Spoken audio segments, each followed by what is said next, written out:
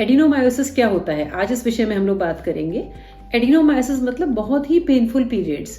क्यों होता है? ये होता है जब यूट्रस की वॉल्स जो आपको दिख रही हैं थिक हो जाती हैं। मैं हूँ डॉक्टर ज्योति मिश्रा, गायनेकोलॉजिस्ट, और मैं आपको आज डिटेल में बताने वाली हूँ ऑल अबाउट एडिनोमायोसिस, क्योंकि पेशेंट थोड़े कंफ्यूज रहते हैं एंडोमेट्रियोसिस, फाइब्रॉइड, एडिनोमायोसिस टर्म्स में। तो आज हम बहुत विस्तार से इस बारे में समझेंगे। और अगर आपको मेरा चैनल पसंद है तो please subscribe to my channel and don't forget to like this video and share it.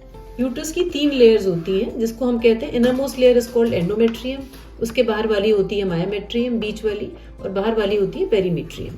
Mainly जब मेंसेस होता है तो इधर इनर लाइनिंग की थिकनेस हर महीने बढ़ती है, जो कि ओवरीज से हार्मोन्स जो साइड में ओवरीज होती है वहाँ के इन्फ्लुएंस में, और ये एंडोमेट्रियम हर महीने पीरियड में शेड ऑफ हो जाती है, फिर अगले महीने नई एंडोमेट्रियम बढ़ती है। किसी किसी पेशेंट को ये जो जंक्शन था एंडोमेट्रियम एंड मायोमेट्रियम का, जो कि नॉर्मल बंद रहना चाहिए था, यहाँ से कुछ कुछ एंडोमेट्रियल टिश्यू मायोमेट्रियम में ग्रो कर जाता है। मतलब थोड़ा जो महीने में निकलने वाला था वो थोड़ा अंदर की तरफ भी ग्रो करने लगता है मसल लेयर में यूट्रस की। इसको हम कहते हैं एडिनोमायोसिस। इसका परिणाम क्या होता है?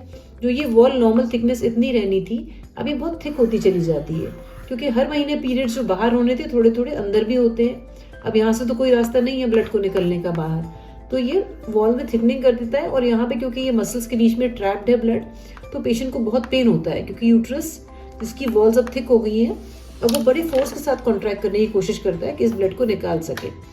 ऐसे में पेशेंट को बहुत पेनफुल पीरियड्स और हेवी पीरियड्स होने की शिकायत होती है। ये अक्सर 35 की उम्र के बाद पाया जाता है। अक्सर 35-40 से लेके 50-55 की एज में लेडीज में ज्यादा रहता है। ये विमेन जिनके multiple children, caesarean, DNC, normal delivery हुई हो, उनमें बनने की संभावना ज़्यादा रहती है, क्योंकि हर बार एक ट्रॉमा होता है। जो इनर लाइनिंग थी उसका थोड़ा सा इंजरी होने से जो भी प्रोसेस हो, तो लाइनिंग को ग्रो करने का मौका मिलता है मायोमेट्रियम के अंदर, जो कि एडिनोमायोसिस का मूल कारण है। पर आजकल हम इनफर्टिलिटी पेशेंट्स में भी एडिनोमायोसिस बहुत पा रहे हैं, क्योंकि एज बढ़ती जा रही है लेडीज की, तो ये डिजीज प्रोग्रेसिव है, उम्र के साथ ज्यादा देखने को मिलता है। It's very rare to find a very young girl with adenomyosis. इसके कारण समझते हैं। पहला कारण है यूट्रस में कोई भी तरह का ट्रॉमा होना, जैसे मैंने बताया डीएनसीज, बर्थ्स, चिल्ड्रन, बच्चे की डिलीवरी या सिजेरियन। सेकेंड पॉसिबल कॉज है हाइपर ईस्ट्रोजेनिक स्टेटस, मतलब जब हमारी ओवरी ज्यादा ईस्ट्रोजन बनाती है, ये जो ओवरीज है ज्यादा ईस्ट्रोजन बना रही है, जिसमें कि पॉसिबिलिटी ऑफ फाइब्रॉइड्स, एंडोमेट्रियोसिस भी होता है, उन सब कंडीशंस में भी ये हो सकता है। थर्ड, कई बार ये जेनेटिक होता है और फैमिलीज में रन करता है, मदर, सिस्टर, सभी को इस तरह की प्रॉब्लम थी। अब समझते हैं पेशेंट को सिम्टम्स क्या होंगे। अक्सर पेशेंट का सबसे बड़ा सिम्टम होता है पेन। वो कहते हैं हमको इतना पेन होता है पीरियड में कि दवाइयां भी असर नहीं करती। कई बार पेशेंट्स इंजेक्शंस लगवाने हॉस्पिटल जाते हैं। धीरे धीरे पेन, क्योंकि वो ब्लड एक्यूमुलेशन बढ़ता जाता है, वो इतना हो जाता है कि पेशेंट को throughout the month pain रहता है। कई बार पेन महसूस करते हैं, कई बार उसको पेशेंट कहते हैं हमको पेल्विक प्रेशर फील होता है, और पूरे पूरे महीने दर्द रहता है। धीरे धीरे इसके साथ हैवी पीरियड्स भी शुरू हो जाते हैं, तो पेशेंट को बड़े बड़े खून की गांठें, क्लॉट्स भी निकलते हैं, एनीमिक हो जाते हैं, और पेन उनकी मेन शिकायत बनी रहती है। कभी कभी ये डिजीज एसिम्प्टोमेटिक होता है कि पेशेंट की अल्ट्रासाउंड में आ रहा है एडिनोमायोसिस, हमको फीचर्स भी मिल रहे हैं, पर पेशेंट को कोई तकलीफ नहीं है। और दूसरा एक ग्रुप होता है इनफर्टिलिटी, जहाँ पेशेंट इनफर्टिलिटी का ट्रीटमेंट करवा रहे हैं, वहाँ उनको अल्ट्रासाउंड में पता चलता है। ऐसे में हमारे पास रेफर्ड केसेस आते हैं कि उसका आईवीएफ होना है, पर उसके पहले आप एडिनोमायोसिस के लिए ट्रीट करें, या कुछ भी ट्रीटमेंट प्रोसेस होना है, उससे पहले उसको करेक्शन चाहिए होता है एडिनोमायोसिस का। कोर्स ऑफ द डिजीज, ये प्रोग्रेसिव डिजीज है, जस्ट लाइक एंडोमेट्रियोसिस। उम्र के साथ ये धीरे धीरे और बढ़ती हुई ईस्ट्रोजन के साथ धीरे धीरे यूट्रस जो आज 9 सेंटीमीटर था, हो सकता है 1-2 साल में ये 10-12 सेंटीमीटर्स हो जाए। इसकी डायग्नोसिस कैसे होती है? एक तो पेशेंट के सिम्टम्स इतने क्लासिकल होते हैं, और उससे हमको काफ़ी क्लिनिकल सस्पिशन हो जाता है, और हम एग्जामिनेशन में भी पाते हैं यूट्रस एक 10-12 सेंटीमीटर का यूट्रस, और टिपिकल सिम्टम्स के साथ पेशेंट एनीमिक है, कई बार ब्लीडिंग करती हुई आती है पेशेंट्स हैवी फ्लो के साथ। So we know it is adenomyosis. फिर भी अल्ट्रासाउंड और एमआरआई 2 तरीके हैं। अल्ट्रासाउंड हर जगह अवेलेबल है। एक ट्रांसवेजाइनल अल्ट्रासाउंड हमको काफ़ी क्लियरली दिखाती है कि ये टिपिकल एडिनोमायोसिस का केस है। एमआरआई में हम और अच्छे से डिफाइन कर सकते हैं, पर कोई मैंडेटरी नहीं है एमआरआई उसको डायग्नोज करने के लिए। आइए देखते हैं। ये एडिनोमायोसिस का पिक्चर है, अल्ट्रासाउंड में हमको दिखाई देता है। आप देख रहे हैं जैसे यूट्रस बिल्कुल गोल बॉल जैसा हो रखा है, और जो एंडोमेट्रियम थी और मायोमेट्रियम, इनके बीच में नॉर्मली बड़ी क्लियर लाइन दिखती थी नॉर्मल कोर्स में, पर इसमें सब जंक्शन मिक्स हो गया है। आपको दिख रहा है शेडोज आ रही हैं अंदर, ब्लैक स्पेसेस, मतलब ये कैविटीज हैं। This is called loss of endomyometrial junction, जो एक वेल डिफाइंड लाइन मिलनी चाहिए थी वो हमको यहाँ दिखाई नहीं दे रही है। अगर हम कंपेयर करें तो ये है एक इमेज, जैसे ये नॉर्मल लाइनिंग आपको दिख रही है, यहाँ पे इन दोनों के बीच में डिफरेंस है, पर यहाँ कोई डिफरेंस। अब बारी आती है ट्रीटमेंट की। पहली बार अगर आपको कोई सिम्टम नहीं है, अगर आपका डिजीज इंसिडेंटली डायग्नोज हुआ है तो कोई ट्रीटमेंट की जरूरत नहीं है। पर अब जब कराना है ट्रीटमेंट तो पेशेंट की एज हमारे लिए बहुत इंपॉर्टेंट है, उसकी फैमिली कंप्लीटेड है कि नहीं ये जानना बहुत ज़रूरी है। लेटर से एक पेशेंट है 45 ईयर्स की, उसके बच्चे भी बड़े बड़े हो गए हैं, she doesn't want to retain her uterus.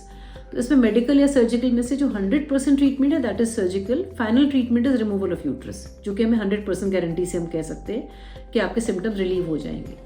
Medical treatments जो भी हैं वो केवल सिम्टम्स को रिलीव देते हैं, उसको हम प्रोलॉन्ग कर सकते हैं कि तो मेडिकल ट्रीटमेंट यूजुअली हम शुरू करते हैं पेन रिलीफ से। हम पेन रिलीफ के लिए कुछ दवाइयाँ देते हैं और ब्लीडिंग को कंट्रोल करने के लिए। अगर इससे पेशेंट का कहता है मेरा मैनेज हो रहा है, मुझे कोई दिक्कत नहीं है, तो हम कहते हैं आप केवल पीरियड्स में ये दवा दर्द की खा लीजिए और ब्लीडिंग कंट्रोल करने की ये दवा खा लीजिए। पर अगर पेशेंट को नहीं आराम है तो हमको लंबे समय की दवाएं, हार्मोनल ट्रीटमेंट होता है, वो बर्थ कंट्रोल पिल्स भी हो सकती हैं, कुछ कंटिन्यूस प्रोजेस्ट्रॉन्स हो सकती हैं। आजकल एक आईयूडी आता है, इंट्रा यूट्राइन डिवाइस, इसको हम कॉमन भाषा में LNG आईयूडी कहते हैं, अलग अलग नामों से है। पेशेंट अक्सर मेरेना के नाम से इसको जानते हैं। सारा मेडिकल ट्रीटमेंट केवल सिम्टम रिलीफ के लिए है, क्योंकि ये जड़ से बीमारी को खत्म नहीं कर रहा है। अब अगर कोई पेशेंट 49 ईयर्स की, 50 ईयर्स की है, उसके हम हार्मोन से असेस कर लेते हैं कि अगर इनका मीनोपॉज काफ़ी नज़दीक है तो भी ट्राई कि किसी तरह हम इनके सिम्टम्स को थोड़ा रिलीफ देके प्रोलॉन्ग कर ले। As it is after menopause ये डिजीज श्रिंक हो जाएगा, यूट्रस श्रिंक हो जाएगा and she will be fine. Third group is a young lady 32 year old, जिसको भी बेबीज करने हैं, उसको प्रेगनेंसी नहीं हो रही है, तो ऐसे केस में हमको यूट्रस को रिटेन करना है।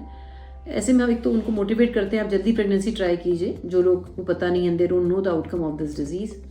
और अगर उनको दिक्कत आ रही है, फर्टिलिटी ट्रीटमेंट ले रहे हैं और प्रेगनेंसी नहीं ठहर पा रही है, या रिकरेंट अबॉर्शंस मतलब बार बार बच्चा खराब हो रहा है, ऐसे में हमको ट्रीटमेंट देना ज़रूरी है।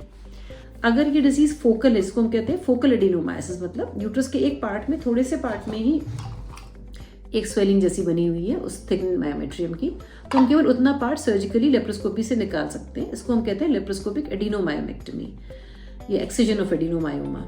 अगर पूरे ही यूट्रस की वॉल मोटी हो गई तो पूरा यूट्रस तो हमको बचाना है। ऐसे में बड़ा डिफिकल्ट होता है हमको जजमेंट करना, क्योंकि there is no demarcation, normal myometrium और अनहेल्दी मायोमेट्रियम मर्ज करती जाती है ऐसे एक दूसरे के साथ। तो ये सर्जन के ऊपर है कि MRI से पूरा पहले हम समझते हैं कितनी थिकनेस हमको निकालनी है, पूरी प्लानिंग करनी होती है, जिससे कि हम ओवरडू ना कर दें। Under correction is better than overdoing. अगर हम पूरी अनहेल्दी मायोमेट्रियम निकालेंगे तो पूरी लाइनिंग ही निकल जाएगी, यूट्रस एकदम ऐसा फ्लिमजी हो जाएगा, वो प्रेगनेंसी को सस्टेन नहीं कर पाएगा। तो it's a very important decision to be made by the surgeon, और ये surgeon should have the expertise to treat such cases. Laparoscopy से ये हो जाता है। तो my message to you is, अगर आपको पेनफुल पीरियड्स हो रहे हैं, हैवी हो रहे हैं, तो डॉक्टर से मिलें और अपना अल्ट्रासाउंड कराएं। ज़रूरी नहीं आपका ऑपरेशन ही आपके लिए फर्स्ट चॉइस हो, आपकी बाकी प्रोफाइल को देखते हुए doctor will tailor make a treatment plan for you. Maybe दवाइयों से आपको आराम मिले, ज़रूरत पड़ने पर सर्जरीज की सेफली हो सकती है। 100% रिलीफ जो हम कह सकते हैं गारंटी के साथ कि आपका एडिनोमायोसिस परमानेंटली रिलीव हो जाएगा, that is hysterectomy, removal of uterus. मैं हूँ डॉक्टर ज्योति मिश्रा, गायनेकोलॉजिस्ट। अगर आपको मेरी इन्फॉर्मेशन पसंद आई है तो please share and like this video and keep watching me for more such health tips. Goodbye for now.